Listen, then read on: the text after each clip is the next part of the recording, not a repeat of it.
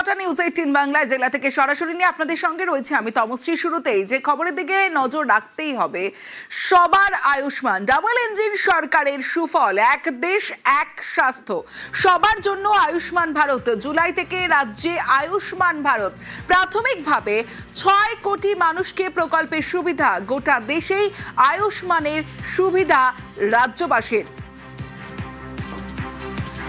আমার সহকর্মী অতনু কথা বলেছিল সোমরাজের সঙ্গে, দেখাবো সেই প্রতিবেদন।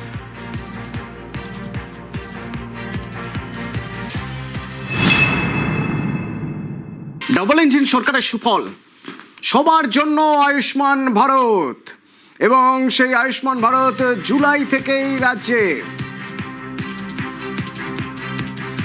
প্রাথমিকভাবে কত মানুষ তাহলে এই প্রকল্পের সুবিধা পাবেন?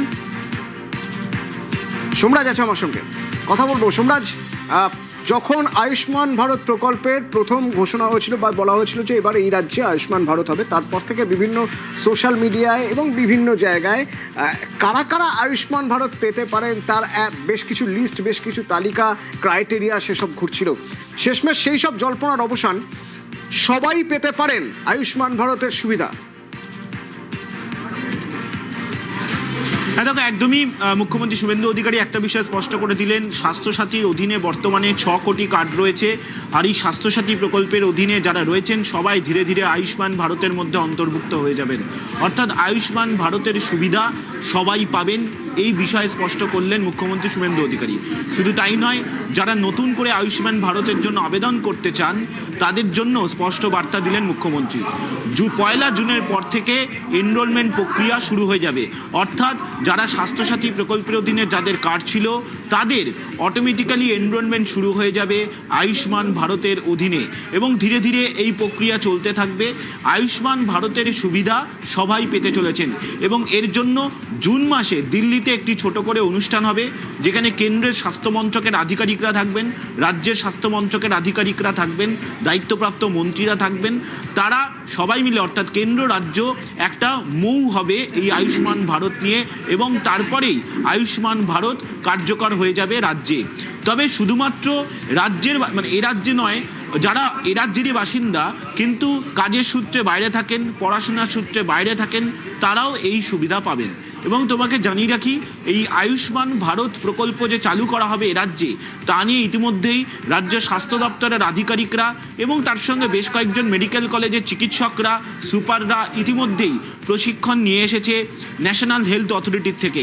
তার কারণ এই আয়ুষ্মান ভারত এই প্রকল্প পরিচালনা করে কেন্দ্রীয় স্বাস্থ্য মন্ত্রকের অধীনে ন্যাশনাল হেলথ অথরিটি।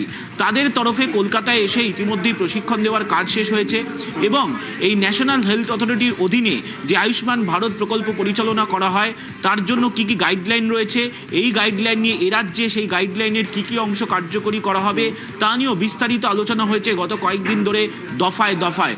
ফলত আর সময়ের অপেক্ষা, কিছুদিনের মধ্যেই অর্থাৎ জুন মাসের প্রথম সপ্তাহ থেকেই এই আয়ুষ্মান ভারতের অধীনে এনরোলমেন্ট প্রক্রিয়া শুরু হয়ে যাচ্ছে, এবং তারপরেই এ রাজ্যের মানুষ আয়ুষ্মান ভারত প্রকল্পের সুবিধা পাবেন।